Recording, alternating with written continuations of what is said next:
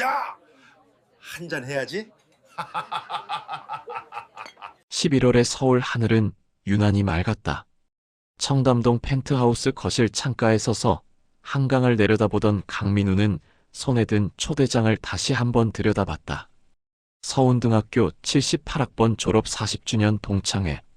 붉은 테두리가 둘러진 고급스러운 초대장이었지만 민우의 표정은 그리 밝지 않았다. 여보, 진짜 가실 거예요? 아내 수진이 커피를 건네며 물었다. 결혼 35년 차, 민우의 모든 것을 아는 여자였다. 고등학교 때 얼마나 힘들어 하셨는데요.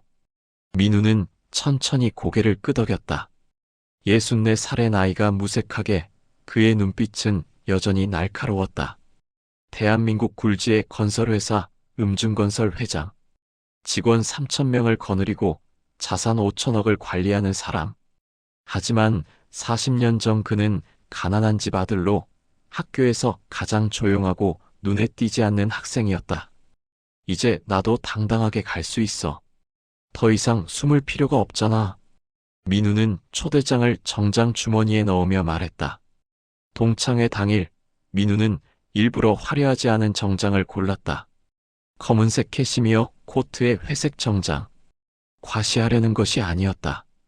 그저 자신의 현재를 조용히 증명하고 싶었다. 운전기사가 모는 벤츠 마이바흐는 강남의 한 고급 한정식당 앞에 멈췄다. 식당 문을 열자 익숙하면서도 낯선 얼굴들이 보였다. 40년이란 세월은 모두를 변화시켰다. 한때 예쁘던 여학생들은 우아한 중년 여성이 되어 있었고 잘생겼던 남학생들은 배가 나온 아저씨가 되어 있었다. 민우는 조용히 구석자리에 앉았다. 강민우 아니야? 누군가의 목소리가 들렸다. 민우는 고개를 돌렸다. 반장이었던 김성호였다. 와, 민우야. 진짜 오랜만이다. 너 그동안 어떻게 지냈어? 성호의 눈빛은 진심으로 반가워 보였다. 민우는 그와 악수를 나누며 미소 지었다. 잘 지냈어. 너는? 나야 뭐, 그저 그렇지. 작은 회사 다니면서 먹고 살고 있어. 성호는 민우의 옆에 앉았다. 근데 민우야, 너 정말 세련되어 보인다. 뭐하고 지내? 민우가 대답하려는 순간 식당 문이 요란하게 열렸다. 그리고 그 목소리가 들렸다. 40년이 지났어도 절대 잊을 수 없는 민우의 고등학교 시절을 지옥으로 만들었던 그 목소리. 야, 다들 왔냐? 형님 오셨다. 박재혁. 고등학교 시절 학교를 주름잡던 일진이었다. 키 180cm의 건장한 체격. 40년이 지난 지금도 그 기세는 여전했다. 아니, 오히려 더 거칠어 보였다. 재혁의 얼굴은 술로 붉게 상기되어 있었고 값비싼 명품 정장을 입었지만 어딘가 조화롭지 않았다. 재혁은 식당 안을 휘둘러 보며 큰 소리로 웃었다. 야, 다들 늙었네. 나만 젊은 줄 알았더니. 그는 자신을 따라온 몇 명의 무리와 함께 상석에 앉았다. 모두 고등학교 시절 재혁의 패거리였던 아이들이었다. 민우는 조용히 자리에 앉아 있었다. 눈에 띄지 않기를 바랐다. 하지만 운명은 그를 그냥 두지 않았다. 저기, 저 구석에 있는 놈. 강민우 아니야? 재혁의 목소리가 식당 전체에 울려 퍼졌다. 민우의 심장이 빠르게 뛰기 시작했다. 40년 전에 그 공포가 되살아나는 듯했다. 재혁은 벌떡 일어나 민우에게 다가왔다. 그의 눈빛에는 40년 전과 똑같은 악의가 담겨 있었다. 야, 강민우. 이 새끼가 진짜 왔네? 내가 죽도록 괴롭혀도 학교는 계속 나오던 끈질긴 놈. 식당 안이 조용해졌다. 모두가 불편한 표정으로 상황을 지켜봤다. 누군가는 말리려 했지만 재혁의 기세에 눌려 선뜻 나서지 못했다. 재혁아, 이제 그만하자. 우리 다 나이 먹었잖아. 성호가 조심스럽게 말했다. 닥쳐. 내가 뭔데 나한테 이래라 저래라야. 재혁은 성호를 한번 노려본 후 민우 앞에 섰다. 야, 강민우. 너 그동안 뭐하고 살았어? 아직도 가난하게 살지? 민우는 천천히 제역을 올려다봤다. 64살이 된 지금 그는 더 이상 40년 전의 무력한 소년이 아니었다. 하지만 그는 침묵을 선택했다. 아직은 때가 아니었다. 말 안 해? 그래도 되는데? 제역은 민우의 어깨를 거칠게 쳤다. 야, 너 때문에 생각났는데 고등학교 때 내가 너한테 얼마나 잘해줬는데. 학교에서 맨날 돈 빌려가고 숙제 대신 해주고 감사해야 되는 거 아니야? 민우의 주먹이 저절로 쥐어졌다. 빌려간 돈이라니. 그건 강탈이었다. 숙제를 대신 해준 것이 아니라 강제로 시킨 것이었다. 하지만 민우는 여전히 말이 없었다. 재혁은 테이블 위에 소주병을 들어 민우의 잔에 가득 따랐다. 자, 오랜만에 만났는데 한잔 해야지? 어서 마셔. 재혁아, 정말 그만해. 이번에는 여학생이었던 지혜가 나섰다. 우리 다 어른인데 이러면 안 되잖아. 어른이라고? 어른이 된다고 다 똑같은 어른이 되는 줄 알아? 재혁은 비웃으며 말했다. 그리고 다시 민우를 바라봤다. 야, 빨리 마시라고. 민우는 천천히 잔을 들었다. 그리고 단숨에 들이켰다. 재혁은 만족스러운 표정으로 웃었다. 그래, 이래야지. 하나 더 가자. 그는 다시 민우의 잔에 술을 따랐다. 2잔, 3잔, 4잔. 재혁은 계속해서 민우에게 술을 강요했다. 민우는 모든 잔을 비웠다. 주변 동창들은 불편한 표정으로 고개를 돌렸다. 아무도 나서지 않았다. 40년 전처럼. 이게 바로 위계질서야. 재혁은 만족스럽게 웃으며 자리로 돌아갔다. 강민우, 너는 평생 그렇게 살아야 해. 알았지? 민우는 조용히 고개를 숙였다. 하지만 그의 눈빛은 차갑게 식어가고 있었다. 테이블 밑에서 그의 주먹은 하얗게 변할 정도로 꽉 쥐어져 있었다. 동창회는 그렇게 끝났다. 민우는 일찍 자리를 떴다. 밖으로 나오자 차가운 밤 공기가 그의 뺨을 스쳤다. 운전기사가 다가와 물었다. 회장님, 괜찮으십니까? 민우는 대답하지 않았다. 차 안으로 들어가 창밖을 바라봤다. 서울의 야경이 찬란하게 빛나고 있었다. 이 모든 것을 이루기까지 얼마나 많은 노력을 했는지, 얼마나 많은 밤을 새웠는지, 얼마나 많은 굴욕을 참아냈는지, 그리고 오늘 40년 만에 다시 당한 굴욕. 집으로 돌아온 민우는 서재로 직행했다. 아내는 남편의 표정만 보고도 무슨 일이 있었는지 짐작했다. 그녀는 조용히 따뜻한 차를 내왔다. 당했어? 수진이 물었다. 민우는 고개를 끄덕였다. 40년이 지났는데도 변한 게 없더라. 그 사람? 박재혁. 민우는 그 이름을 입 밖으로 내뱉었다. 오늘 나한테 한 짓을 보면 아직도 고등학생 때 그 마인드로 살고 있어. 수지는 남편의 손을 잡았다. 여보, 이제 그만 잊어요. 우리 이렇게 잘 살고 있잖아요. 하지만 민우는 고개를 저었다. 아니야. 이번만큼은 그냥 넘어갈 수 없어. 내가 누구인지, 내가 어떤 사람인지도 모르고 나를 무시했어. 교육이 필요해. 그날 밤 민우는 잠을 이루지 못했다. 40년 전의 기억들이 하나씩 떠올랐다. 재혁에게 맞았던 일, 돈을 빼앗긴 일, 친구들 앞에서 망신당했던 일. 그리고 오늘 그 모든 것이 반복되었다. 다음 날 아침 민우는 평소보다 일찍 일어났다. 그는 서재에 앉아 노트북을 켰다. 그리고 한 사람의 이름을 검색했다. 박재혁. 화면에 떠오른 정보들을 보며 민우는 천천히 미소 지었다. 재혁은 현재 중견건설회사의 이사로 일하고 있었다. 회사 이름은 소신건설.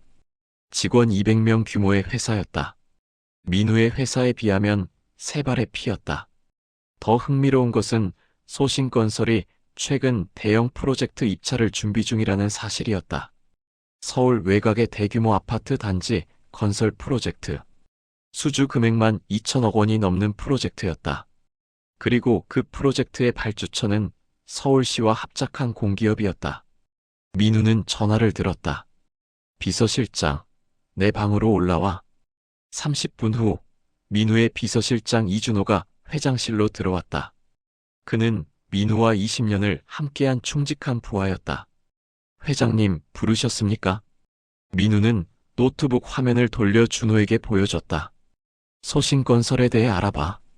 재무 상태, 진행 중인 프로젝트, 임직원 명단, 특히 박재혁이라는 이사에 대해서 자세히 조사해.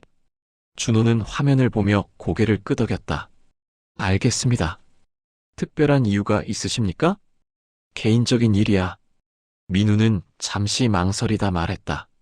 준호야, 나한테 오랜 빚이 있는 사람이 있어. 이제 그 빚을 갚아야 할 때가 온 것 같아. 준호는 민우의 눈빛을 보고 더 이상 묻지 않았다.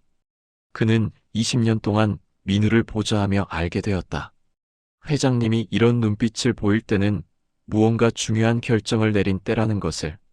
3일 후 준호는 두툼한 보고서를 들고 다시 회장실로 들어왔다.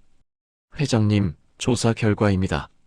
민우는 보고서를 받아 천천히 읽기 시작했다. 그의 표정이 점점 굳어졌다. 보고서에 따르면 박재혁은 소신건설의 영업이사였다. 그의 주 업무는 프로젝트 수주였다. 그런데 흥미로운 점이 있었다.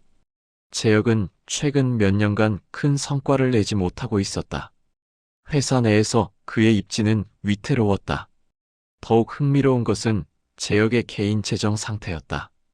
그는 강남의 아파트를 소유하고 있었지만 대출이 상당했다. 2명의 자녀는 모두 해외 유학 중이었고 그 비용이 만만치 않았다. 게다가 최근 주식 투자 실패로 상당한 빚을 지게 되었다는 정보도 있었다. 결국 허세였군. 민우는 중얼거렸다. 동창회에서 보여준 그 거만한 태도, 비싼 명품 정장, 큰 소리. 모두 자신의 불안을 감추기 위한 허세였다. 민우는 보고서를 덮고 준호를 바라봤다. 소신건설이 입찰 준비 중인 그 프로젝트 말이야. 우리도 참여할 수 있나? 준호는 잠시 생각하다 대답했다. 물론입니다. 하지만 회장님, 그 정도 규모의 프로젝트는 사실 저희에게는 너무 작은 편입니다. 굳이 참여하실 필요가. 참여하자. 민우는 단호하게 말했다. 그리고 반드시 수주해. 준호는 회장의 결연한 표정을 보며 고개를 끄덕였다. 알겠습니다. 최선을 다하겠습니다. 민우는 창밖을 바라봤다. 서울의 스카이라인이 한눈에 보였다. 이 도시 어딘가에서 재혁은 아직도 자신이 우위에 있다고 착각하며 살고 있을 것이다. 박재혁. 민우는 조용히 그 이름을 불렀다. 이제 진짜 교육을 시작하지. 그날 저녁, 민우는 오랜만에 고등학교 앨범을 꺼내봤다. 40년 전 그 시절의 사진들. 교복을 입은 소년들과 소녀들. 그 중에는 민우도 있었고 재혁도 있었다. 사진 속의 민우는 작고 왜소했다. 눈빛은 불안해 보였고 미소도 어색했다. 반면 재혁은 당당했다. 카메라를 정면으로 응시하며 세상을 다 가진 듯한 표정이었다. 40년이 지났어. 민우는 사진을 쓰다듬으며 중얼거렸다. 이제 누가 위고 누가 아래인지 제대로 보여줄 시간이야. 수진이 서재 문을 열고 들어왔다. 여보, 아직도 안 주무세요? 민우는 아내를 바라보며 미소 지었다. 곧 잘게. 그런데 여보, 내가 복수하려는 거 나쁜 거야? 수진은 잠시 생각하다 대답했다. 복수가 아니라 교육이라고 생각해요. 어떤 사람들은 직접 당해봐야 깨닫거든요. 민우는 고개를 끄덕였다. 맞아. 교육이야. 참교육. 다음 날부터 민우는 본격적으로 움직이기 시작했다. 그는 먼저 서울시 관계자들을 만났다. 음중건설 회장으로서 그의 영향력은 대단했다. 시 관계자들은 민우를 극진히 대했다. 회장님께서 이런 작은 프로젝트에 관심을 가지시다니 영광입니다. 서울시 도시개발과장이 말했다. 작은 프로젝트라도 제대로 해야죠. 시민들을 위한 일인데. 민우는 겸손하게 웃었다. 그런데 다른 입찰 참여 업체들은 어떤가요? 과장은 서류를 꺼내며 설명했다. 현재까지 5개 업체가 관심을 보이고 있습니다. 그중 소신건설이 가장 적극적이네요. 민우는 소신건설이라는 이름을 듣고 속으로 미소 지었다. 소신건설이요? 잘하는 회사인가요? 중견 회사입니다. 실적은 괜찮은 편이지만 최근 몇 년은 좀 주춤한 편이에요. 이번 프로젝트를 꼭 따내고 싶어 하는 것 같습니다. 그렇군요. 민우는 고개를 끄덕이며 생각에 잠겼다. 회사로 돌아온 민우는 임원회의를 소집했다. 영업본부장, 재무본부장, 기획실장 등 핵심 임원들이 모였다. 여러분, 이번 서울 외곽 아파트 프로젝트에 우리가 참여합니다. 민우가 선언했다. 임원들은 서로를 바라보며 의아한 표정을 지었다. 영업본부장이 조심스럽게 물었다. 회장님, 그 프로젝트는 규모가 너무 작지 않습니까? 우리 회사 기준으로는. 알아요. 민우는 손을 들어 말을 막았다. 하지만 이번만큼은 반드시 수주해야 합니다. 이유는 묻지 마세요. 대신 최고의 제안서를 준비하세요. 가격은 경쟁사보다 5% 낮게 제시하고 품질은 우리의 최고 수준으로 보장하세요. 임원들은 고개를 끄덕였다. 회장의 명령은 절대적이었다. 한편 소신건설에서는 박재혁이 회의실에서 직원들을 다그치고 있었다. 이번 프로젝트는 반드시 따내야 해. 이걸 못 따내면 우리 회사 망하는 거야. 재혁의 목소리는 다급했다. 그도 알고 있었다. 최근 회사 실적이 좋지 않다는 것을, 자신의 입지가 위태롭다는 것을, 이번 프로젝트를 따내지 못하면 자신의 위치가 위험해질 수 있다는 것을. 이사님, 최선을 다하겠습니다. 팀장이 대답했다. 최선으로는 안 돼. 무조건 따내야 한다고. 재혁은 주먹으로 테이블을 쳤다. 40년 전 학교에서 학생들을 위협하던 그때처럼. 그날 저녁 재혁은 술집에 앉아 소주를 마시고 있었다. 옆에는 고등학교 동창이었던 친구들이 함께 있었다. 야, 재혁아. 동창회 때 강민우한테 좀 심했던 거 아니야? 친구 하나가 조심스럽게 물었다. 재혁은 비웃으며 대답했다. 뭐가 심해? 그 정도는 애교지. 고등학교 때 생각하면 그건 아무것도 아니야. 그래도 우리 다 나이 먹었잖아. 나이 먹으면 뭐가 달라져? 그때나 지금이나 강민우는 강민우야. 약한 놈은 평생 약한 거야. 재혁은 소주잔을 비우며 말했다. 친구들은 불편한 표정을 지었지만 아무도 더 이상 말하지 않았다. 재혁의 성격을 잘 아는 그들이었다. 그렇게 2주가 흘렀다. 입찰일이 다가왔다. 민우는 직접 입찰 현장에 가지는 않았다. 대신 영업본부장이 회사를 대표해 참석했다. 입찰 현장에는 5개 회사 관계자들이 모여 있었다. 그 중에는 박재혁도 있었다. 재혁은 긴장한 표정으로 서류를 들여다보고 있었다. 자, 그럼 입찰을 시작하겠습니다. 서울시 담당자가 말했다. 하나씩 봉투가 개봉되었다. 각 회사의 제안 금액과 내용이 발표되었다. 재혁의 얼굴은 점점 굳어졌다. 다른 회사들의 제안이 생각보다 좋았기 때문이다. 그리고 마지막, 음중건설입니다. 담당자가 봉투를 열었다.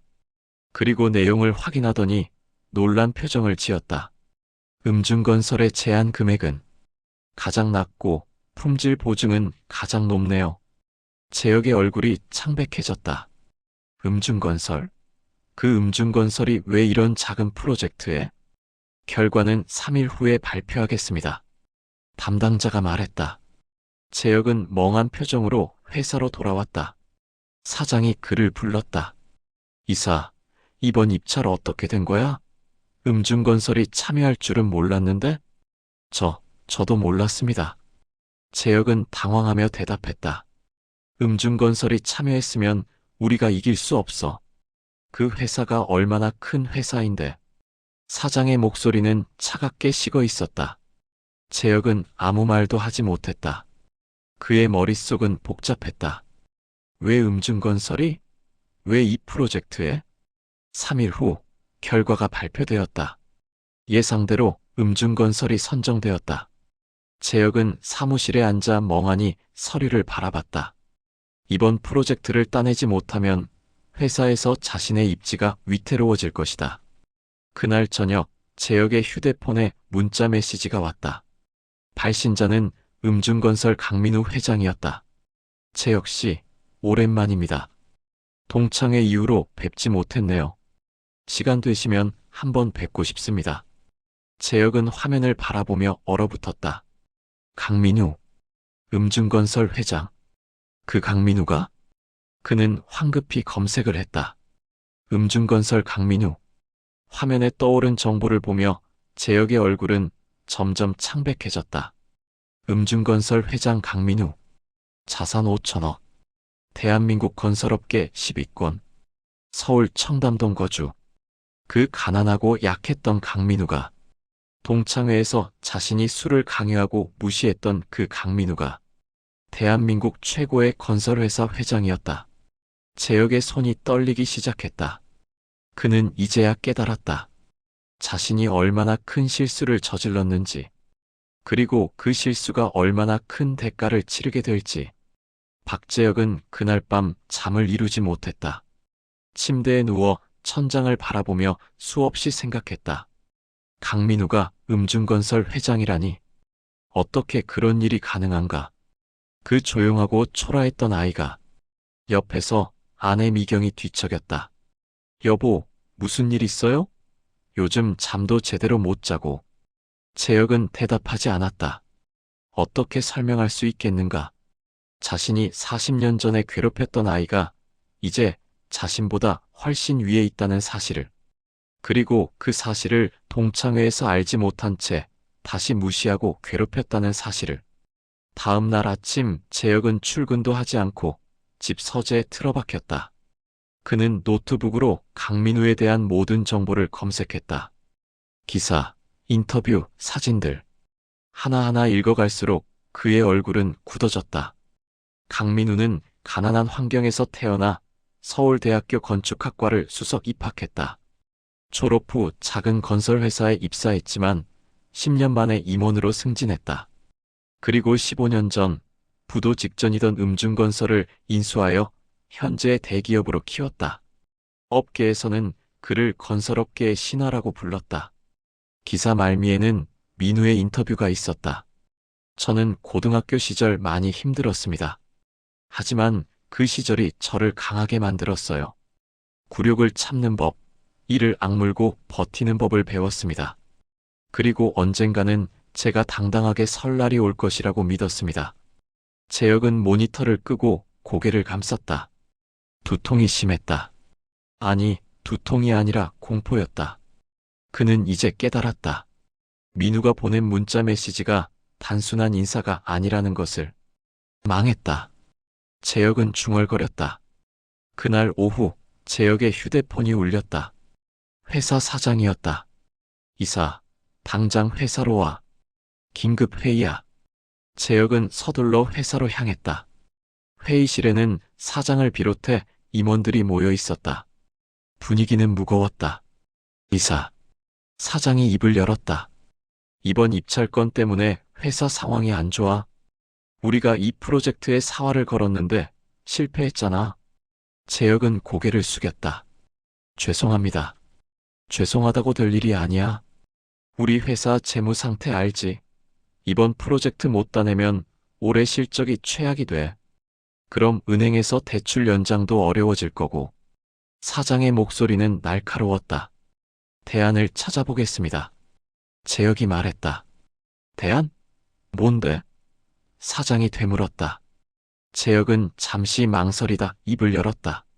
제가 음중건설 회장님과 아는 사이입니다. 한번 만나보겠습니다. 사장의 눈빛이 반짝였다. 정말? 음중건설 회장과 아는 사이라고?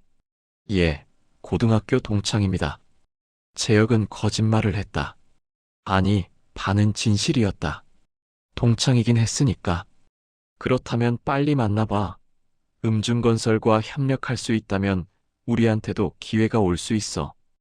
음중건설이 직접 못하는 하청 프로젝트라도 받으면 큰돈이야. 사장은 희망에 찬 표정을 지었다. 재혁은 씁쓸하게 웃었다. 협력, 그게 가능할까? 자신이 민우에게 한 짓을 생각하면. 회사를 나선 재혁은 한강공원으로 갔다. 벤치에 앉아 강을 바라봤다. 석양이 물 위에 반짝였다. 아름다운 풍경이었지만 재혁의 마음은 어두웠다. 휴대폰을 꺼내 민우의 문자 메시지를 다시 읽었다. 시간 되시면 한번 뵙고 싶습니다. 이 한 줄의 의미가 무엇일까? 복수? 경고? 아니면 정말로 단순한 동창 만남? 재혁은 한참을 고민하다 답장을 보냈다. 회장님, 시간 내주셔서 감사합니다. 언제 뵐 수 있을까요? 답장은 곧바로 왔다. 이번 주 금요일 저녁 7시, 청담동 루첼은 레스토랑에서 뵙겠습니다. 루첼은 레스토랑. 재혁도 알고 있었다. 서울에서 가장 비싼 레스토랑 중 하나였다. 예약하기도 어려운 곳. 그런 곳을 민우는 그냥 지정했다. 금요일이 되었다. 재혁은 자신이 가진 가장 좋은 정장을 입었다. 하지만 옷을 입으면서도 불안했다. 이 만남이 어떻게 될지 알 수 없었다. 루첼은 레스토랑은 청담동 한복판에 위치한 고급 프렌치 레스토랑이었다. 재혁이 도착했을 때 웨이터가 그를 안내했다. 강민우 회장님 테이블로 안내해드리겠습니다. 2층 VIP룸으로 안내받은 재혁은 문을 열고 들어갔다. 그리고 멈춰 섰다. 넓은 창으로 서울 야경이 한눈에 보이는 방. 중앙의 테이블에 민우가 앉아 있었다. 40년 전에 그 소녀는 온데간데 없었다. 앞에 앉은 사람은 세련된 정장을 입은 카리스마 넘치는 기업인이었다. 머리는 약간 희끗희끗했지만 자세는 고닫고 눈빛은 날카로웠다. 재혁 씨, 오랜만입니다. 민우가 일어서서 손을 내밀었다. 재혁은 멍하니 그 손을 잡았다. 민우의 악수는 단단했다. 40년 전 떨리던 그 손이 아니었다. 앉으세요. 민우가 말했다. 재혁은 자리에 앉았다. 민우는 웨이터를 불러 와인을 주문했다. 1995년산 샤토 마고. 괜찮죠? 재혁은 고개를 끄덕였다. 샤토 마고. 한 병에 수백만 원 하는 와인이었다. 와인이 서빙되고 두 사람은 잠시 침묵했다. 재혁은 불안했다. 민우는 침착했다. 재혁 씨. 민우가 먼저 입을 열었다. 동창회 이후로 연락이 없으시길래 제가 먼저 연락드렸습니다. 재혁은 목이 막혔다. 회장님. 그때는 제가. 민우는 손을 들어 말을 막았다. 괜찮습니다. 저도 이해합니다. 40년 전 일이니까요. 죄송합니다. 재혁은 고개를 숙였다. 이 순간 그는 더 이상 거만한 일진이 아니었다. 그저 한 명의 초라한 중년 남자였다. 민우는 와인잔을 들어 한 모금 마셨다. 재혁 씨, 저는 40년 동안 제 인생을 열심히 살았습니다. 가난해도 포기하지 않았고 굴욕을 당해도 이를 악물고 버텼습니다. 그리고 여기까지 왔죠. 재혁은 고개를 들지 못했다. 근데 말이죠. 민우의 목소리가 낮아졌다. 동창회에서 재혁 씨를 봤을 때 저는 실망했습니다. 40년이 지났는데도 변하지 않으셨더라고요. 여전히 힘으로 사람을 누르고 술을 강요하고 무시하시더군요. 재혁의 손이 떨리기 시작했다. 저는 생각했습니다. 이 사람은 교육이 필요하구나. 세상이 어떻게 돌아가는지, 진짜 힘이 무엇인지 모르는구나. 회장님. 재혁의 목소리는 떨렸다. 민우는 미소 지었다.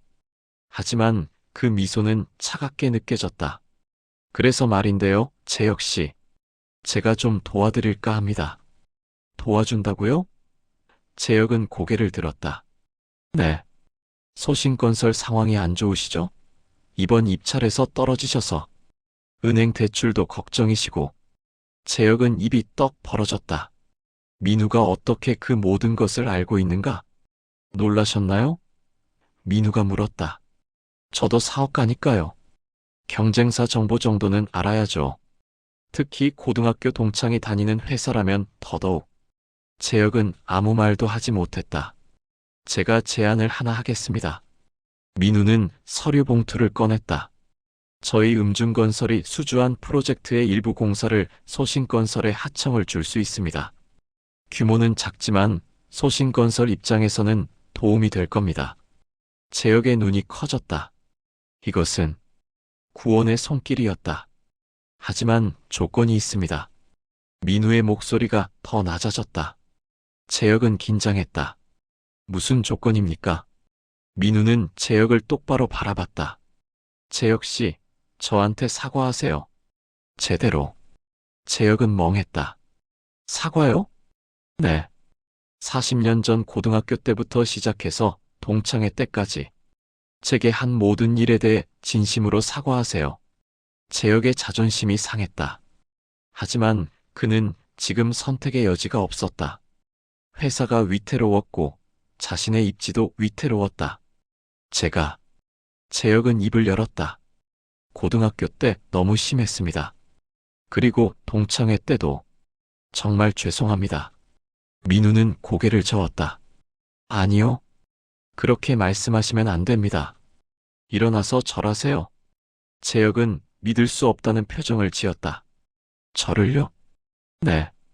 진심이시라면 그 정도는 하실 수 있겠죠? 민우의 목소리는 부드러웠지만 그 안에는 강철 같은 의지가 담겨 있었다. 재혁은 천천히 일어났다. 그리고 민우 앞에 섰다.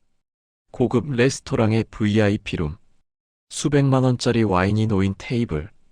이 모든 것이 자신과는 다른 세계처럼 느껴졌다. 재혁은 허리를 숙였다. 그리고 절을 했다. 60대 중반의 나이에 한때 학교를 주름잡던 일진이 자신이 괴롭혔던 아이 앞에 절을 하고 있었다. 죄송합니다. 정말 죄송합니다. 재혁의 목소리는 떨렸다. 민우는 그 모습을 조용히 지켜봤다. 그의 얼굴에는 어떤 감정도 드러나지 않았다. 일어나세요. 재혁은 일어났다. 그의 얼굴은 붉게 달아올라 있었다. 굴욕이었다. 하지만 어쩔 수 없었다. 좋습니다. 민우는 서류 봉투를 건넸다. 이게 하청 계약서입니다. 검토해 보시고 괜찮으시면 다음 주에 정식 계약을 하죠. 재혁은 떨리는 손으로 봉투를 받았다. 감사합니다, 회장님. 아니요. 민우는 미소 지었다. 이건 사업입니다. 제가 자선사업가는 아니거든요. 소신건설이 제대로 일하지 못하면 계약은 즉시 취소됩니다. 물론입니다. 최선을 다하겠습니다. 그리고 한 가지 더. 민우가 덧붙였다. 재혁 씨, 앞으로 사람 대하는 방법 좀 바꾸세요. 세상에는 겉으로 보이는 것보다 더 대단한 사람들이 많습니다. 함부로 대하다가는 큰 코 다칩니다. 재혁은 고개를 끄덕였다. 명심하겠습니다. 저녁 식사는 어색하게 진행되었다.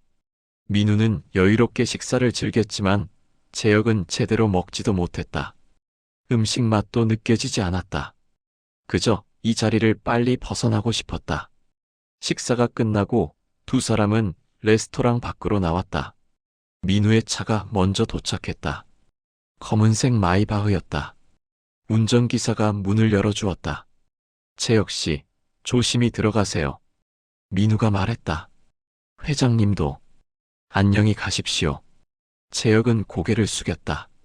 차가 떠나는 것을 지켜보며 재혁은 한참을 서 있었다. 그리고 천천히 자신의 차로 걸어갔다. 낡은 중형 세단. 민우의 차와는 너무나 대조적이었다. 집으로 돌아온 재혁은 거실 소파에 주저앉았다. 아내가 다가왔다. 여보, 어떻게 됐어요? 재혁은 대답하지 않고 눈을 감았다. 오늘의 굴욕이 떠올랐다. 절을 했다. 자신이, 박재혁이, 한때 학교를 주름잡던 자신이. 여보? 아내가 다시 물었다. 계약했어. 재혁이 힘없이 대답했다. 하청 계약. 정말요? 잘 됐네요. 아내는 기뻐했다. 하지만 재혁은 전혀 기쁘지 않았다. 이것은 구원이 아니었다. 이것은 시작이었다. 민우가 자신에게 주는 교육의 시작. 다음 날 재혁은 회사에 계약서를 가져갔다. 사장은 매우 기뻐했다. 이사, 잘했어. 음중건설과 계약이라니. 이게 시작이야. 앞으로 더 큰 계약도 가능할 거야. 임원들도 축하했다. 재혁은 억지로 웃었다. 하지만 속으로는 불편했다. 이 모든 것이 민우의 손바닥 위에서 놀아나는 것 같았다. 그날 오후 재혁의 휴대폰에 문자가 왔다. 고등학교 동창 단체 카톡방이었다. 누군가가 사진을 올렸다. 동창회 때 찍은 사진이었다. 그 사진에는 재혁이 민우에게 술을 강요하는 장면이 담겨 있었다. 그리고 댓글이 달렸다. 재혁아, 너 이거 좀 심했다. 강민우가 누군지 알아? 음중건설 회장이야. 뉴스 좀 봐라. 다른 동창이 댓글을 달았다. 헐, 진짜? 그 강민우가? 맞아. 나도 나중에 알았어. 재혁이 완전 망했네. 재혁은 휴대폰을 던져버리고 싶었다. 하지만 참았다. 이미 엎질러진 물이었다. 일주일 후 정식 계약이 이루어졌다. 소신건설은 음중건설의 하청업체가 되었다. 재혁은 계약서에 서명하면서 복잡한 심정이었다. 이것이 구원인가 아니면 굴욕인가? 민우는 계약 자리에 직접 참석하지 않았다. 대신 영업본부장이 데리러 왔다. 계약이 끝나고 본부장이 재혁에게 말했다. 이사님, 회장님께서 전해달라고 하셨습니다. 이제 시작입니다라고요. 재혁은 그 말의 의미를 곱씹었다. 이제 시작? 무엇의 시작? 공사가 시작되었다. 소신건설은 최선을 다했다. 재혁은 현장을 직접 돌아다니며 관리했다. 실수가 있어서는 안 되었다. 음중건설의 기준은 매우 높았다. 한 달이 지났다. 현장 점검날 음중건설의 감리팀이 왔다. 그들은 꼼꼼하게 모든 것을 체크했다. 그리고 몇 가지 문제점을 지적했다. 이 부분 기준에 미달입니다. 다시 해야 합니다. 재혁은 당황했다. 하지만 이 정도로는 안 됩니다. 감리팀장이 단호하게 말했다. 음중건설의 기준은 업계 최고입니다. 그 기준을 지키지 못하면 계약 위반입니다. 재혁은 이를 악물었다. 알고 있었다. 이것도 민우의 교육이라는 것을, 제대로 일하는 법을 가르치고 있는 것이라는 것을. 알겠습니다. 다시 하겠습니다. 재혁은 고개를 숙였다. 공사는 다시 시작되었다. 비용이 더 들고 시간이 더 걸렸다. 하지만 어쩔 수 없었다. 이것이 음중건설과 일하는 방식이었다. 2달째 재혁은 지쳐갔다. 매일같이 현장을 돌아다니고 밤늦게까지 일했다. 집에 들어가면 쓰러지듯 잠들었다. 아내는 걱정했다. 여보, 너무 무리하시는 거 아니에요? 괜찮아. 재혁은 대답했다. 하지만 괜찮지 않았다. 몸도 마음도 지쳐갔다. 어느 날 재혁은 현장에서 민우를 마주쳤다. 민우가 직접 현장 점검을 나온 것이었다.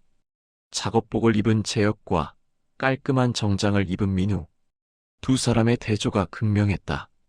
재혁 씨, 수고하시네요. 민우가 말했다. 회장님. 재혁은 당황했다. 민우는 현장을 둘러봤다. 좋습니다. 많이 개선되었네요. 이 정도면 우리 기준에 맞습니다. 재혁은 안도했다. 감사합니다. 아니요. 재혁 씨가 노력하신 거죠. 민우는 미소 지었다. 이렇게 제대로 일하시는 모습을 보니 뿌듯합니다. 40년 전의 재혁 씨와는 많이 다르네요. 재혁은 아무 말도 하지 못했다. 그 말이 칭찬인지 비꼼인지 알 수 없었다. 계속 이렇게 하시면 앞으로도 좋은 기회가 있을 겁니다. 민우는 그렇게 말하고 현장을 떠났다. 재혁은 그 뒷모습을 지켜봤다. 민우의 등은 고닫고 걸음은 당당했다. 40년 전의 그 소녀는 완전히 사라지고 당당한 성공한 남자만 남아 있었다. 그날 저녁 재혁은 한강공원에 다시 갔다. 벤치에 앉아 강을 바라봤다. 자신의 인생을 되돌아봤다. 고등학교 때는 잘 나갔다. 하지만 그 후로는 평범한 인생이었다.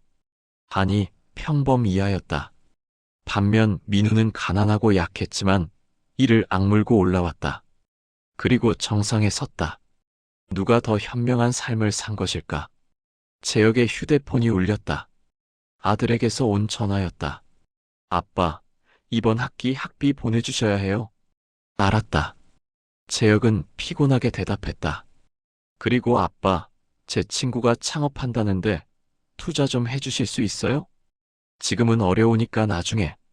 아빠는 맨날 나중에만 그러시네. 아들의 목소리는 불만으로 가득했다. 전화를 끊고 재혁은 한숨을 쉬었다. 아이들은 자신이 얼마나 힘든지 모른다. 자신이 얼마나 빚에 시달리는지 모른다. 문득 재혁은 깨달았다. 자신이 민우에게 한 것처럼 자신의 아이들도 자신을 무시하고 있다는 것을. 힘으로 누르고 강요하고 무시하는 것. 그것이 자신이 가족에게 보여준 모습이었다. 나는 뭘 한 거지? 재혁은 중얼거렸다. 3달째 공사는 순조롭게 진행되었다. 음중건설의 감리팀도 만족했다. 소신건설의 평판도 조금씩 좋아지기 시작했다. 사장이 재혁을 불렀다. 이사, 수고 많았어. 이번 프로젝트 덕분에 회사가 살아났어. 다음 프로젝트도 음중건설에서 맡길 거래. 앞으로 우리 회사 미래가 밝아 보여. 재혁은 억지로 미소 지었다. 감사합니다. 하지만 속으로는 복잡했다. 이 모든 것이 민우의 선해 때문이라는 것을 알고 있었다. 아니, 선의가 아니라 교육. 자신을 개조하려는 민우의 의도. 그날 밤 재혁은 서재에 앉아 오래된 사진첩을 꺼냈다. 고등학교 졸업사진. 그 속에는 젊은 자신과 젊은 민우가 있었다. 너무나 다른 두 사람. 재혁은 사진을 만지며 생각했다. 만약 그때, 40년 전 그때 민우를 괴롭히지 않았다면, 친구로 지냈다면, 지금은 어떤 관계였을까? 하지만 이미 늦었다. 돌이킬 수 없었다. 이제 자신은 민우의 손바닥 위에서 춤추는 신세가 되었다. 재혁은 사진첩을 덮으며 한숨을 쉬었다. 강민우, 내가 이겼어. 4개월째 소신건설은 음중건설의 하청업체로서 안정적으로 일하고 있었다. 공사 현장은 순조로웠고 회사 재정도 나아지기 시작했다. 하지만 박재혁의 마음은 여전히 무거웠다. 어느 날 아침 재혁은 회사에 출근하자마자 사장실로 호출되었다. 사장의 얼굴은 밝았다. 이사, 좋은 소식이야. 음중건설에서 새로운 프로젝트 하청을 제안했어. 이번에는 규모가 더 크래. 500억짜리야. 재혁은 놀랐다. 500억이요? 그래.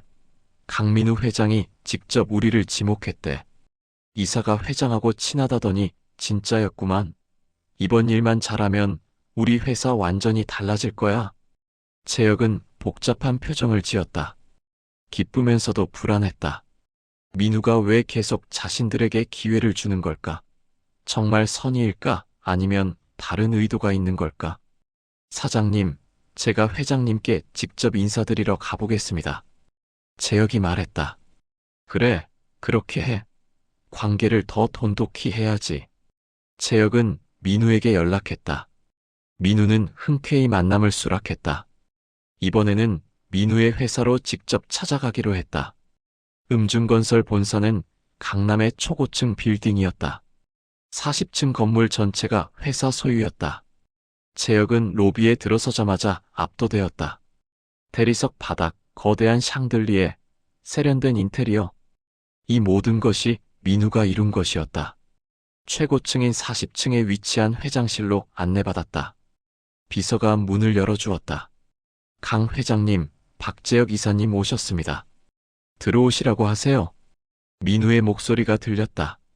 재혁은 회장실로 들어갔다. 방은 넓고 세련되었다. 한쪽 벽면은 통유리로 되어 있어 서울 전경이 한눈에 보였다. 민우는 책상 앞에 앉아 서류를 보고 있었다. 재혁 씨, 앉으세요. 민우가 손짓했다. 재혁은 소파에 앉았다. 민우도 책상에서 일어나 맞은편 소파에 앉았다. 새 프로젝트 이야기 들으셨죠? 민우가 먼저 말을 꺼냈다. 네, 감사합니다, 회장님. 이렇게까지 신경 써주시고. 민우는 손을 흔들었다. 아니에요. 소신건설이 이번에 일을 잘했으니까 준 거예요. 자선이 아닙니다. 재혁은 고개를 끄덕였다. 하지만 의문이 풀리지 않았다. 재혁 씨. 민우가 차 한 잔을 건네며 말했다. 솔직히 말씀드릴게요. 제가 재혁 씨한테 이렇게 기회를 주는 이유가 뭔지 아세요? 재혁은 긴장했다. 잘 모르겠습니다. 민우는 창밖을 바라보며 천천히 말했다. 저는 40년 동안 한 가지 질문을 품고 살았어요. 왜 재혁 씨는 나를 그렇게 괴롭혔을까? 내가 뭘 잘못했길래? 재혁은 할 말이 없었다. 나중에 깨달았죠. 내가 잘못한 게 아니라는 걸. 재혁 씨가 자기 자신의 문제를 나한테 투사한 거였다는 걸. 민우는 재혁을 바라봤다. 재혁 씨, 고등학교 때 집안 형편이 안 좋으셨죠? 재혁은 놀라서 민우를 쳐다봤다. 어떻게? 알아봤어요. 재혁 씨 아버지가 사업 실패하셔서 빚이 많으셨더군요. 재혁 씨는 그 스트레스를 저한테 풀었던 거예요. 저보다 더 약해 보이는 사람을 괴롭히면서 자기가 강하다고 느끼고 싶었던 거죠. 재혁의 얼굴이 창백해졌다. 민우의 말이 정확했다. 그 시절 자신은 집에서 아버지에게 맞고 자랐다. 빚쟁이들이 집에 찾아올 때마다 무서웠다. 그 무력함을, 분노를 민우에게 풀었던 것이다. 맞습니다. 재혁은 고개를 숙였다. 제가 비겁했습니다. 그걸 이제야 인정하시네요. 민우는 미소 지었다. 저는 재혁 씨가 변할 수 있다고 생각해요. 사람은 변할 수 있으니까요. 제가 이렇게 기회를 주는 이유는 재혁 씨를 망하게 하려는 게 아니라 제대로 된 사람으로 만들고 싶어서예요. 재혁은 눈물이 날 것 같았다. 40년 만에 자신의 상처와 마주하고 있었다. 재혁 씨, 앞으로 이 프로젝트 잘해주세요. 그리고 직원들한테도 잘해주세요. 힘으로 누르지 말고 존중으로 이끄세요. 그게 진짜 리더십입니다. 알겠습니다. 재혁의 목소리는 떨렸다. 회사로 돌아온 재혁은 한동안 멍하니 앉아 있었다. 민우의 말이 머릿속을 맴돌았다. 자신은 평생 잘못된 방식으로 살아왔다. 힘으로 누르고 위협하고 무시하면서.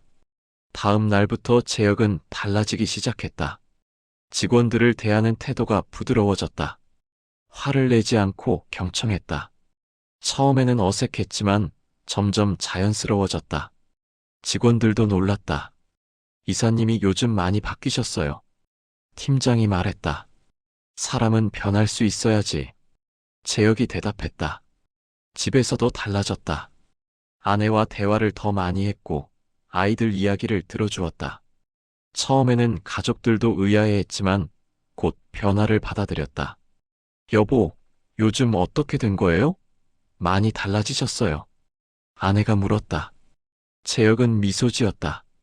늦었지만 이제라도 제대로 살아보려고. 2달 후 새 프로젝트가 시작되었다.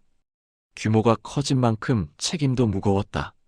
재혁은 더욱 신경 써서 관리했다. 하지만 이번에는 직원들을 다그치지 않았다. 대신 격려했고 함께 문제를 해결했다. 결과는 놀라웠다. 직원들의 사기가 올라갔고 작업 효율도 높아졌다. 실수도 줄었다. 음중건설의 감리팀도 만족했다. 소신건설 많이 좋아졌네요. 감리팀장이 말했다. 이전과는 확실히 다릅니다. 재혁은 뿌듯했다. 이것이 제대로 일하는 방식이었다. 6개월째 프로젝트는 예정보다 빨리 진행되었다. 품질도 우수했다. 민우가 직접 현장을 방문했다. 재혁 씨, 정말 잘하셨습니다. 민우가 진심으로 말했다. 회장님 덕분입니다. 재혁이 대답했다. 민우는 고개를 저었다. 아니요. 제 역시 스스로 노력한 결과예요. 저는 기회만 준 거고, 두 사람은 현장 사무실에서 차를 마시며 이야기를 나눴다. 40년 만에 처음으로 편안한 대화였다. 회장님, 재혁이 조심스럽게 입을 열었다. 제가 진심으로 사과하고 싶습니다. 고등학교 때, 그리고 동창회 때, 제가 정말 잘못했습니다. 민우는 잠시 침묵했다. 그리고 말했다. 사과받았습니다. 이제 그만 얘기해요. 과거는 과거니까요. 회장님은 저를 용서하셨나요? 재혁이 물었다. 민우는 미소 지었다. 용서보다는 이해라고 해야겠네요. 재혁 씨도 힘든 시절을 보냈다는 걸 이제는 알아요. 완벽한 사람은 없으니까요. 재혁은 눈시울이 붉어졌다. 감사합니다. 대신 앞으로 더 잘해주세요. 다른 사람들한테도 제가 재혁 씨한테 한 것처럼 해주세요. 이해하고 기회를 주고 꼭 그렇게 하겠습니다. 재혁이 약속했다. 그날 저녁 민우는 아내와 함께 산책을 나갔다.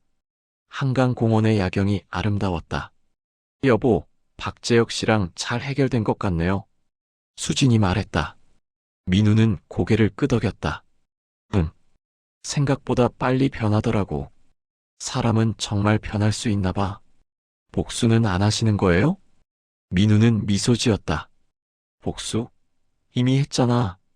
그 사람한테 진짜 복수는 망하게 하는 게 아니라 자기 잘못을 깨닫게 하는 거였어.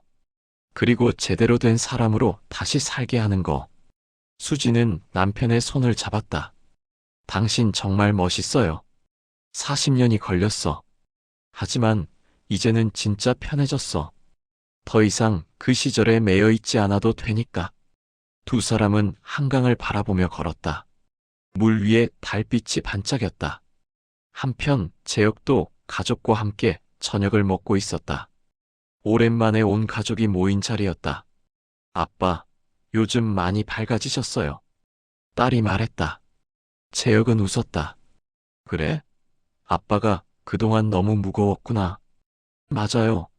전에는 집에 오시면 늘 화나 계셨는데. 미안하다.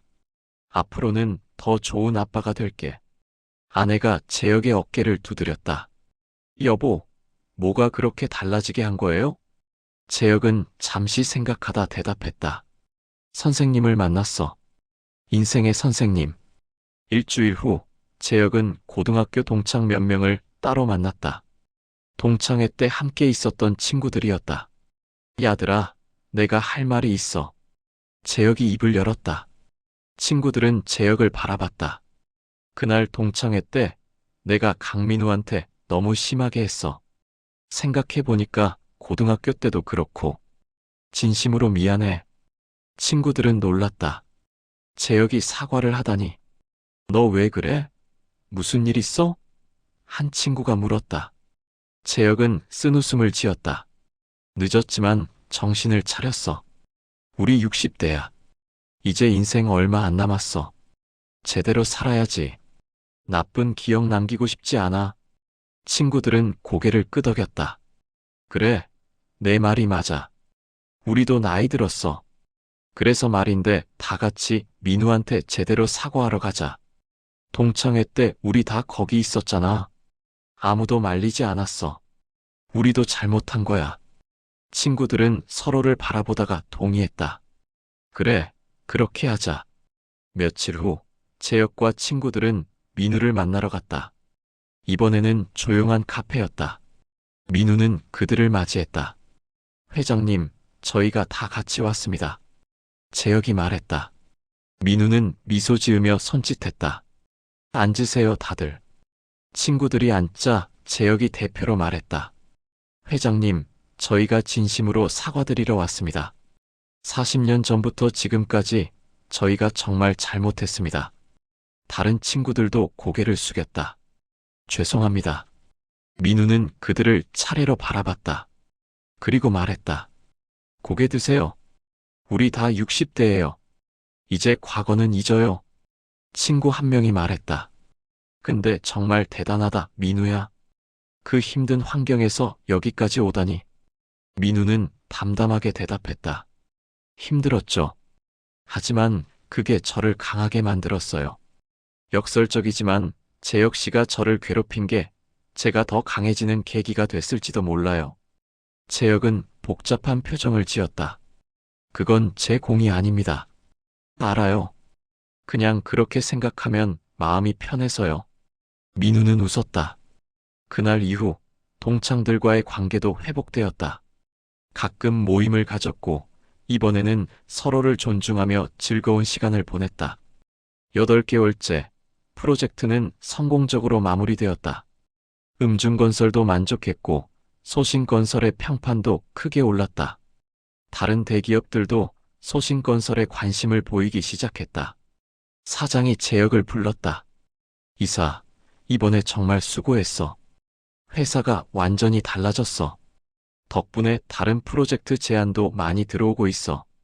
다 직원들 덕분입니다. 재혁이 겸손하게 말했다. 그리고 말이야. 사장이 잠시 머뭇거리다 말했다. 이사를 부사장으로 승진시키려고 해. 어때? 재혁은 놀랐다. 사장님, 감사합니다. 당연한 거야. 내가 회사를 살렸어.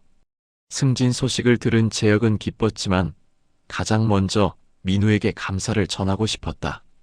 그는 민우에게 전화를 걸었다. 회장님, 저 박재혁입니다. 제가 부사장으로 승진했습니다. 다 회장님 덕분입니다. 전화기 너머로 민우의 웃음소리가 들렸다. 축하합니다, 재혁 씨. 하지만 제 덕분이 아니라 재혁 씨가 노력한 결과예요. 아닙니다. 회장님께서 기회를 주지 않으셨다면. 재혁 씨. 민우가 말을 끊었다. 이제 그만 저한테 고마워하세요. 이제는 재혁 씨가 다른 사람들한테 기회를 주는 사람이 되세요. 그게 진짜 감사를 표하는 방법이에요. 재혁은 그 말에 깊이 공감했다. 알겠습니다, 회장님. 전화를 끊고 재혁은 창밖을 바라봤다. 가을 햇살이 따뜻했다. 그는 미소 지었다. 인생의 새로운 장이 펼쳐지고 있었다. 그날 저녁 재혁은 가족들과 함께 승진 축하 저녁을 먹었다. 아내와 아이들은 진심으로 기뻐했다.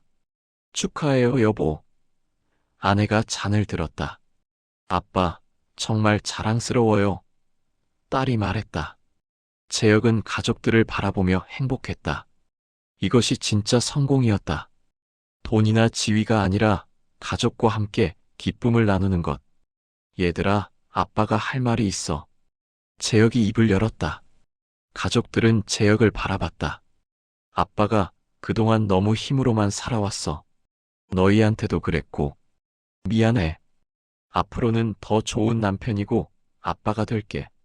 아내의 눈에 눈물이 맺혔다. 여보, 진심이야. 나도 배웠어. 진짜 강한 사람은 힘으로 누르는 사람이 아니라 이해하고 함께 가는 사람이라는 걸. 가족들은 서로를 안았다. 따뜻한 저녁이었다. 한편 민우는 사무실에서 재혁의 전화를 받고 혼자 미소 지었다. 그의 계획은 성공했다. 복수가 아닌 교육. 무너뜨리는 게 아니라 다시 세우는 것. 비서실장 준호가 들어왔다. 회장님, 오늘 좀 기분이 좋아 보이십니다. 민우는 고개를 끄덕였다. 응. 오래된 숙제를 하나 끝낸 기분이야. 무슨 숙제요? 40년 된 숙제. 민우는 창밖을 바라봤다. 이제 진짜 과거를 놓아줄 수 있을 것 같아. 준호는 민우의 표정을 보며 미소 지었다. 회장님이 이렇게 편안한 표정을 짓는 건 처음 봤다. 그날 밤 민우는 집에 돌아와 아내와 함께 와인을 마셨다. 여보, 박재혁 씨 일 잘 마무리됐나 봐요? 수진이 물었다. 민우는 고개를 끄덕였다. 응. 그 사람 변했어. 진짜로. 당신 덕분이죠. 아니야. 그 사람 스스로 선택한 거야. 나는 기회만 줬을 뿐이야. 수지는 남편의 손을 잡았다. 여보, 자랑스러워요. 복수 대신 용서를 선택한 거. 민우는 미소 지었다. 복수는 했어. 다만 내 방식으로. 그 사람을 무너뜨리는 게 아니라 다시 세우는 방식으로. 두 사람은 와인잔을 부딪혔다. 부드러운 소리가 울렸다. 40년이 걸렸지만 이제 진짜 끝난 것 같아. 더 이상 그 시절에 매여 있지 않아. 자유로워. 민우가 말했다. 수지는 남편을 안았다. 이제 앞만 보고 가요. 우리. 그래, 앞만 보고 가자. 창밖으로 서울의 야경이 펼쳐져 있었다. 수많은 불빛들이 반짝였다. 각자의 자리에서 각자의 삶을 살아가는 사람들. 민우도 재혁도 그 불빛 중 하나였다. 하지만 이제 두 사람은 달랐다. 과거에 갇혀있던 두 사람이 비로소 자유로워졌다. 하나는 용서를 통해, 다른 하나는 회개를 통해. 1년이 지났다. 계절은 다시 가을로 돌아왔다. 민우는 회사 창문 너머로 물든 단풍을 바라보며 지난 1년을 되돌아봤다. 많은 것이 변했다. 소신건설은 이제 중견건설사로서 확고한 입지를 다졌다. 음중건설과의 파트너십은 계속되었고 다른 대기업들과도 협력 관계를 맺었다. 재혁은 부사장으로서 회사를 잘 이끌고 있었다. 민우의 휴대폰이 울렸다. 재혁에게서 온 문자였다. 회장님, 다음 주에 저희 회사 창립 30주년 행사가 있습니다. 꼭 참석해 주시면 감사하겠습니다. 민우는 미소 지으며 답장을 보냈다. 물론이죠. 참석하겠습니다. 다음 주 소신건설 창립 30주년 행사가 열렸다. 호텔 대연회장에는 많은 사람들이 모였다. 거래처 관계자들, 직원들, 가족들. 분위기는 화기애애했다. 민우가 도착하자 재혁이 직접 마중 나왔다. 회장님 오셨습니까? 영광입니다. 축하합니다, 부사장님. 민우가 악수를 청했다. 두 사람은 회장으로 들어갔다. 사람들이 민우를 알아보고 인사했다. 음중건설 회장이라는 타이틀은 여전히 무게가 있었다. 행사가 시작되었다. 소신건설 사장이 개회사를 했다. 오늘 이 자리에 함께해 주신 모든 분들께 감사드립니다. 특히 음중건설 강민우 회장님께서 바쁘신 중에도 참석해 주셔서 영광입니다. 박수가 터져 나왔다. 민우는 가볍게 고개를 숙였다. 사장의 연설이 이어졌다. 저희 회사는 작년 큰 위기를 겪었습니다. 하지만 위기를 기회로 만들었습니다. 특히 박재혁 부사장의 헌신과 노력 덕분에 오늘의 소신건설이 있습니다. 재혁이 단상에 올랐다. 그는 참석자들을 둘러보며 입을 열었다. 감사합니다. 하지만 제 공이 아닙니다. 모든 직원들의 노력 덕분입니다. 재혁은 잠시 멈췄다가 계속했다. 그리고 저에게 소중한 교훈을 가르쳐 주신 분께 감사드립니다. 재혁은 민우를 바라봤다. 음중건설 강민우 회장님. 회장님께서는 저에게 진짜 리더십이 무엇인지 보여주셨습니다. 힘으로 누르는 게 아니라 이해하고 함께 성장하는 것. 그것이 진정한 리더십이라는 것을요. 박수가 터졌다. 민우는 조용히 미소 지었다.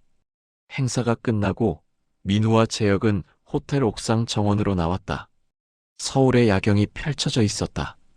두 사람은 난간에 기대어 도시를 바라봤다. 회장님. 재혁이 조심스럽게 말했다. 제가 하고 싶은 말이 있습니다. 말씀하세요. 재혁은 깊게 숨을 들이쉬었다. 저는 이제 깨달았습니다. 40년 전에 제가 회장님께 한 일이 얼마나 잔인했는지, 어린 나이에 그런 괴롭힘을 당하면서도 포기하지 않고 여기까지 오신 회장님이 얼마나 대단한지. 민우는 듣고 있었다. 그리고 회장님께서는 저를 무너뜨릴 수도 있었는데 오히려 일으켜 세워주셨습니다. 그게 얼마나 큰 은혜인지. 재혁의 목소리가 떨렸다. 평생 잊지 않겠습니다.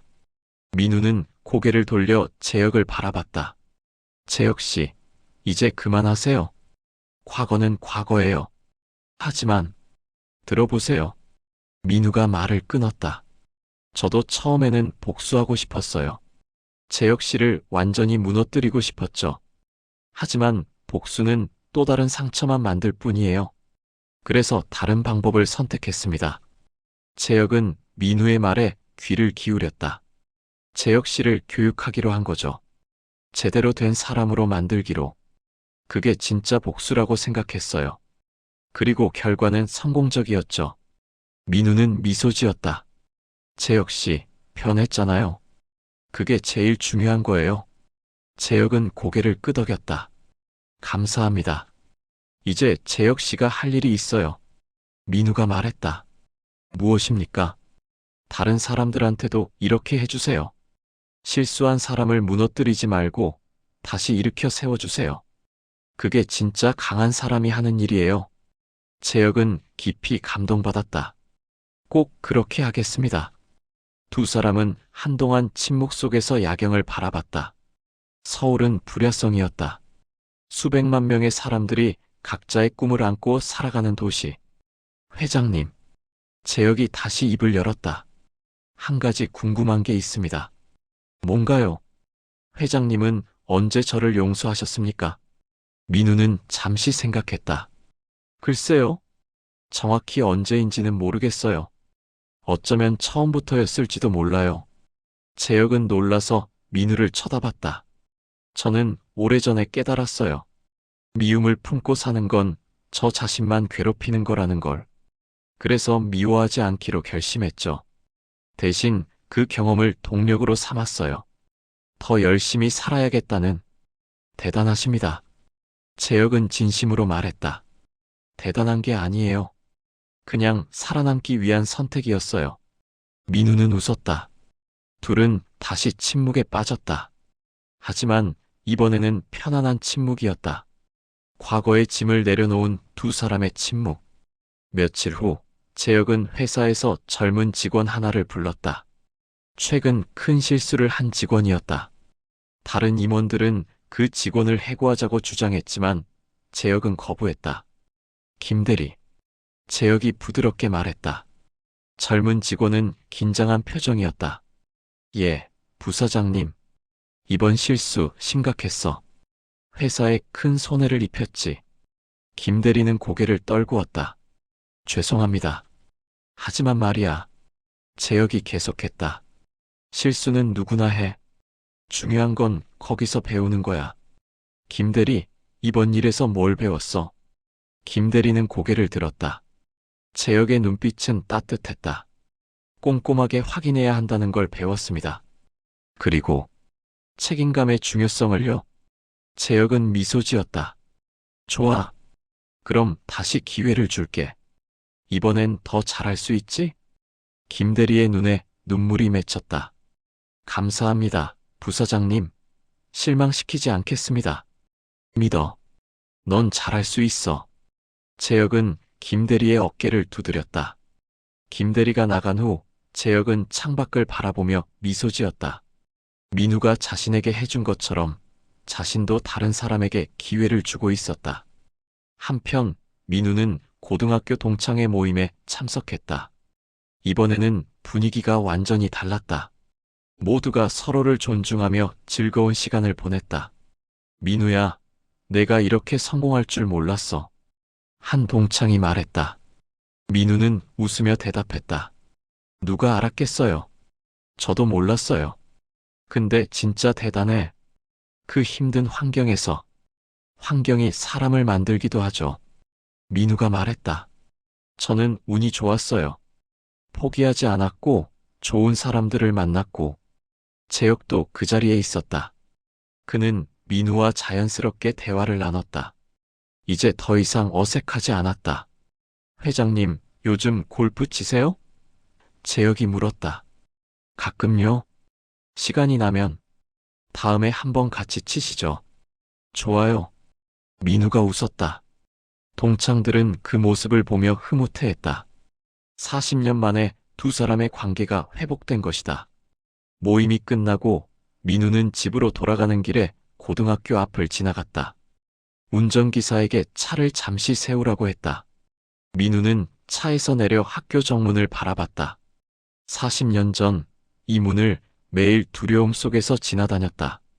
재혁과 그의 무리가 어디선가 나타날까봐 항상 조마조마했다.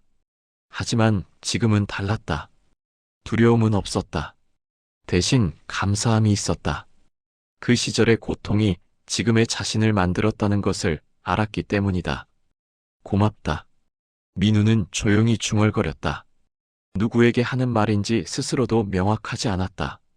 과거의 자신에게, 재혁에게, 아니면 인생 그 자체에게? 집에 돌아온 민우는 서재에 앉아 일기를 썼다. 오랜만이었다. 오늘로 40년 된 이야기가 진짜 끝난 것 같다. 박재혁과 나, 우리는 완전히 다른 방식으로 인생을 살아왔다. 그는 힘으로, 나는 인내로. 그리고 지금 둘 다 살아남았다. 아니, 살아남은 것을 넘어서 성장했다. 그가 나를 괴롭혔던 그 시절이 있었기에 지금의 내가 있다. 역설적이지만 사실이다. 이제 나는 진짜로 자유롭다. 과거에 묶여 있지 않다. 앞으로 나아갈 수 있다. 민우는 일기를 덮고 창밖을 바라봤다. 밤하늘에 별이 반짝였다. 다음 날 민우는 사회공헌재단을 설립하기로 결정했다. 강민우 교육재단이라는 이름으로. 가난하지만 재능 있는 학생들을 지원하는 재단이었다. 비서실장 준호가 물었다. 회장님, 특별한 이유가 있으십니까? 민우는 미소 지었다. 나처럼 힘든 환경에 있는 아이들을 돕고 싶어. 그 아이들이 꿈을 포기하지 않았으면 좋겠어. 좋은 일이십니다. 재단 설립 소식을 들은 재혁도 동참하기로 했다. 그는 민우에게 전화를 걸었다. 회장님, 저도 재단에 기부하고 싶습니다. 재혁 씨, 고맙지만 안 그러셔도 돼요. 아닙니다. 제 마음입니다. 저도 속죄하고 싶습니다. 예전에 제가 괴롭혔을지도 모르는 아이들을 위해서라도. 민우는 잠시 침묵하다가 말했다. 알겠습니다. 감사합니다. 재단은 빠르게 설립되었다. 첫 번째 장학생들이 선발되었다. 총 30명의 학생들. 모두 경제적으로 어려운 환경이지만 꿈이 있는 아이들이었다. 장학증서 수여식 날, 민우는 학생들 앞에서 연설했다. 여러분, 환경이 여러분을 정의하지 않습니다. 여러분의 선택과 노력이 여러분을 정의합니다. 저도 여러분처럼 어려운 환경에서 자랐습니다. 하지만 포기하지 않았습니다. 그래서 여기까지 왔습니다. 학생들은 진지하게 듣고 있었다. 힘들 때도 있을 겁니다. 포기하고 싶을 때도 있을 거예요. 하지만 그때마다 기억하세요. 여러분에게는 꿈이 있다는 것을. 그 꿈을 향해 한 걸음씩 나아가세요. 언젠가는 반드시 이룰 수 있습니다. 박수가 터졌다. 민우는 학생들 한 명 한 명과 악수하며 장학증서를 전달했다. 행사가 끝나고 한 학생이 민우에게 다가왔다. 회장님, 감사합니다. 저 학교에서 괴롭힘을 당하고 있어요. 그래도 포기하지 말아야 할까요? 민우는 학생의 눈을 바라봤다. 그 눈에서 40년 전 자신의 모습을 보았다. 절대 포기하지 마. 민우는 단호하게 말했다. 지금은 힘들겠지만 그 시간도 지나가. 그리고 언젠가 넌 강해질 거야. 그때 기억해. 내가 당한 그 아픔을. 그리고 다른 사람한테는 그렇게 하지 마. 학생은 눈물을 글썽이며 고개를 끄덕였다. 감사합니다, 회장님. 민우는 학생의 어깨를 두드렸다. 힘내. 넌 잘할 수 있어. 그날 저녁, 민우와 재혁은 우연히 같은 식당에서 마주쳤다. 둘 다 가족과 함께였다. 회장님. 재혁이 반갑게 인사했다. 재혁 씨, 가족분들과 함께 오셨네요.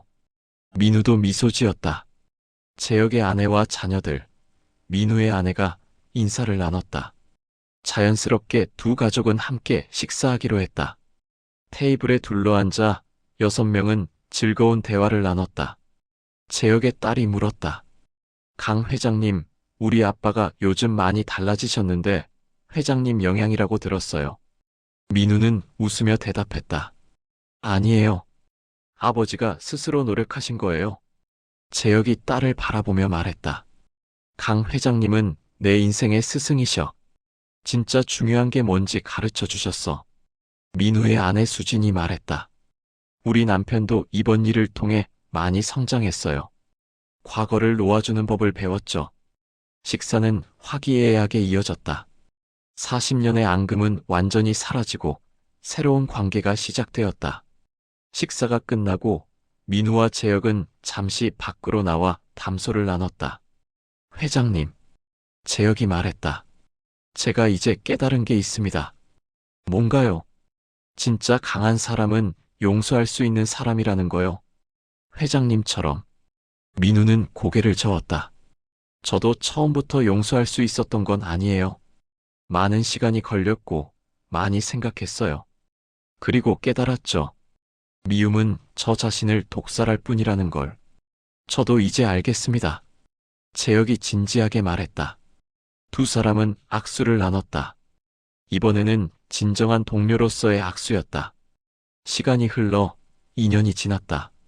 강민우 교육재단은 크게 성장했다. 수백 명의 학생들이 도움을 받았다. 그중 많은 학생들이 좋은 대학에 진학했고 꿈을 향해 나아가고 있었다. 소신건설도 성장했다. 이제는 대기업 반열에 올랐다. 재혁은 사장으로 승진했고 회사를 훌륭하게 이끌고 있었다. 민우는 66이 되었다. 은퇴를 고려하기 시작했다.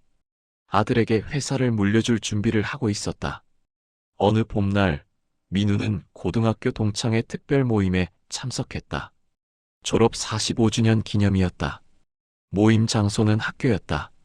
동창들은 모교를 방문하며 옛 추억을 떠올렸다. 민우도 교실을 둘러봤다. 자신이 앉았던 자리, 창밖으로 보이던 운동장. 모든 것이 그대로였지만 느낌은 완전히 달랐다.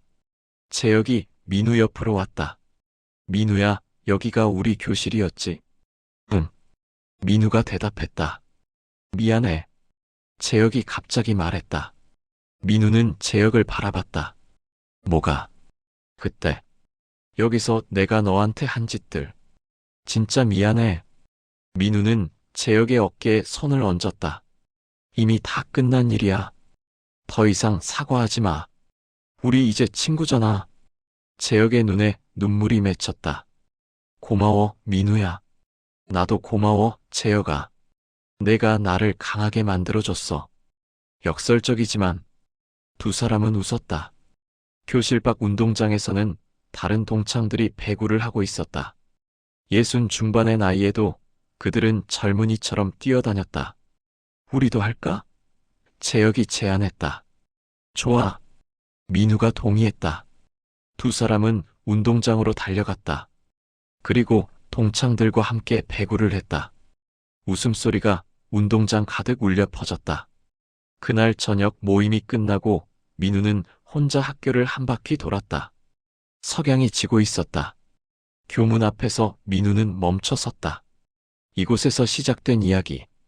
고통과 굴욕의 이야기. 하지만 그 이야기는 이제 용서와 성장의 이야기로 바뀌었다. 민우는 깊게 숨을 들이쉬었다. 그리고 미소 지었다. 인생은 아름다웠다. 고통도 있었지만 그 고통이 자신을 만들었다.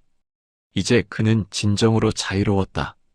학교를 나서는 민우의 뒷모습은 당당했다. 저녁 햇살이 그의 등을 따뜻하게 비췄다. 집에 도착한 민우는 서재에 앉아 마지막 일기를 썼다. 오늘로 이 이야기는 진짜 끝난다. 45년 전 그 교실에서 시작된 이야기. 고통의 이야기였지만 이제는 성장의 이야기가 되었다. 박재혁, 그는 나의 적이었지만 결과적으로는 나의 스승이었다. 그가 나를 괴롭혔기에 내가 강해질 수 있었다. 그리고 내가 그를 용서했기에 우리 둘 다 자유로워질 수 있었다. 인생은 참 아이러니하다. 우리를 괴롭히는 것들이 결국 우리를 성장시킨다. 중요한 것은 어떻게 대응하느냐다. 미움으로 대응할 것인가 아니면 이해와 용서로 대응할 것인가. 나는 후자를 택했고 그것이 옳은 선택이었다고 믿는다. 이제 나는 진정으로 행복하다. 과거에 묶여 있지 않다. 미래를 바라본다. 그리고 그 미래는 밝다. 민우는 일기를 덮고 창밖을 바라봤다. 별이 쏟아지는 밤하늘이었다. 아름다웠다. 아내 수진이 서재로 들어왔다. 여보, 아직도 안 주무세요? 민우는 미소 지으며 아내의 손을 잡았다. 응. 마지막 정리를 하고 있었어. 무슨 정리요? 40년 된 이야기. 이제 진짜 끝냈어. 수지는 남편을 안았다. 수고하셨어요, 여보. 두 사람은 창밖의 별을 함께 바라봤다. 긴 여정이었다. 하지만 그 여정은 가치가 있었다. 한편 재혁도 자신의 집 거실에 앉아 생각에 잠겨 있었다. 그의 옆에는 아내가 있었다. 여보, 무슨 생각해요? 아내가 물었다. 재혁은 미소 지었다. 고마운 사람을 생각하고 있어. 강민우 회장. 왜요? 나를 다시 태어나게 해줬어. 잘못된 인생을 살던 나를 바로 잡아줬어. 아내는 남편의 손을 잡았다. 당신도 잘하셨어요. 변하기로 결심하셨잖아요. 응. 늦었지만 다행이야. 재혁은 창밖을 바라봤다. 같은 하늘, 같은 별들. 민우도 어딘가에서 이 별들을 바라보고 있을 것이다. 고맙다, 민우야. 재혁은 조용히 중얼거렸다. 시간은 계속 흘렀다. 계절이 바뀌고 해가 바뀌었다. 민우는 70세에 정식으로 은퇴했다. 은퇴식에는 많은 사람들이 참석했다. 그 중에는 재혁도 있었다. 회장님, 긴 세월 수고하셨습니다. 재혁이 꽃다발을 전하며 말했다. 민우는 꽃다발을 받으며 웃었다. 재혁 씨도 건강하세요. 회장님 덕분에 제 인생이 바뀌었습니다. 평생 감사하겠습니다. 아니에요. 우리 함께 배우고 성장한 거예요. 은퇴 후 민우는 재단 활동에 더 집중했다. 강민우 교육재단은 이제 대한민국에서 가장 영향력 있는 교육재단 중 하나가 되었다. 재혁도 은퇴를 준비하고 있었다. 그는 회사를 후배들에게 물려주고 자신도 사회공헌 활동에 참여하기로 했다. 어느 날 민우와 재혁은 한강공원에서 만났다. 두 사람은 벤치에 앉아 강을 바라봤다. 민우야, 재혁이 말했다. 이제 그들은 서로를 편하게 불렀다. 응? 우리 잘 살았지? 민우는 웃었다. 그래, 우리 잘 살았어. 고등학교 때는 상상도 못했어. 우리가 이렇게 친구가 될 줄. 나도 그래. 두 사람은 침묵 속에서 강을 바라봤다. 물은 유유히 흘렀다.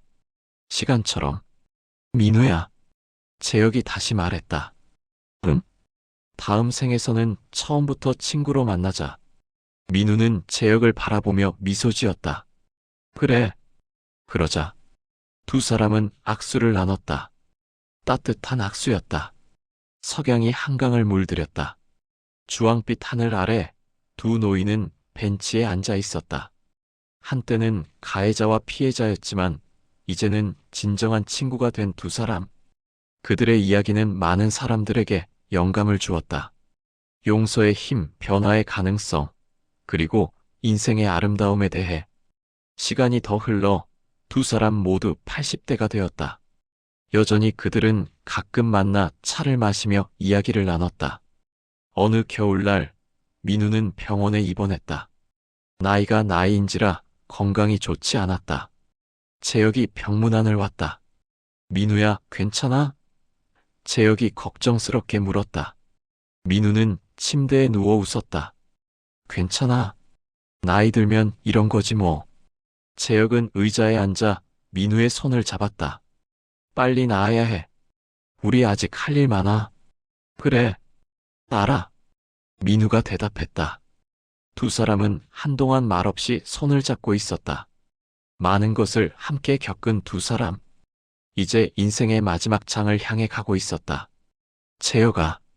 민우가 조용히 말했다. 응? 고마워. 내가 있어서.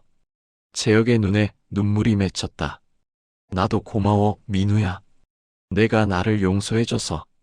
우리 좋은 친구였어. 응. 최고의 친구였어.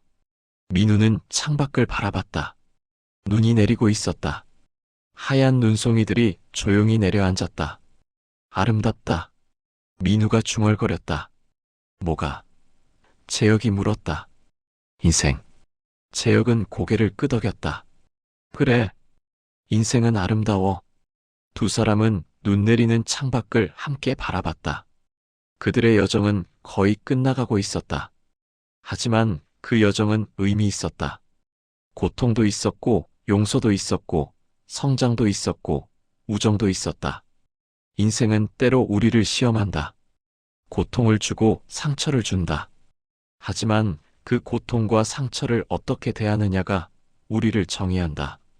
강민우와 박재혁. 두 사람의 이야기는 그것을 보여주었다. 복수가 아닌 용서를, 파괴가 아닌 재건을, 미움이 아닌 사랑을 선택했을 때 진정한 승리가 찾아온다는 것을.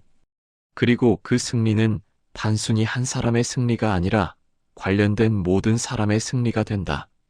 눈은 계속 내렸다. 조용하고 아름답게. 두 노인의 이야기처럼. 10년 후 강민우 교육재단은 박재혁 장학 프로그램을 신설했다. 과거에 잘못을 저질렀지만 변화하고자 하는 청소년들을 돕는 프로그램이었다. 재혁의 유지를 받들어 만든 프로그램이었다. 프로그램 속에서에는 이렇게 적혀 있었다. 사람은 변할 수 있습니다. 과거의 잘못이 당신의 미래를 정의하지 않습니다. 중요한 것은 지금 이 순간 당신의 선택입니다. 우리는 당신이 더 나은 사람이 되도록 돕겠습니다. 왜냐하면 우리도 그런 길을 걸어왔기 때문입니다. 민우의 손자가 재단 이사장이 되어 이 프로그램을 운영하고 있었다. 재혁의 손자는 프로그램의 멘토로 참여하고 있었다. 두 가문은 이제 대를 이어 우정을 나누고 있었다. 그리고 그 우정의 뿌리에는 용서와 성장의 이야기가 있었다. 강민우와 박재혁의 이야기는 책으로 출판되었다. 제목은 참교육 복수가 아닌 용서의 이야기였다. 많은 사람들이 이 책을 읽고 영감을 받았다. 특히 60대 여성들 사이에서 인기가 많았다. 그들도 인생을 살면서 많은 상처를 받았고 용서하지 못한 사람들이 있었다. 이 책은 그들에게 용서의 힘과 변화의 가능성을 보여주었다. 한 독자가 서평에 이렇게 썼다. 60년을 살아오면서 많은 원망을 품고 살았습니다. 하지만 이 책을 읽고 깨달았습니다. 용서는 상대방을 위한 것이 아니라 나 자신을 위한 것이라는 걸. 이제 나도 용서하고 자유로워지고 싶습니다. 강민우와 박재혁의 이야기는 계속해서 사람들에게 영감을 주고 있다. 그들이 남긴 유산은 재산이나 명예가 아니라 용서와 성장의 정신이었다. 그리고 그 정신은 세대를 넘어 전해지고 있다.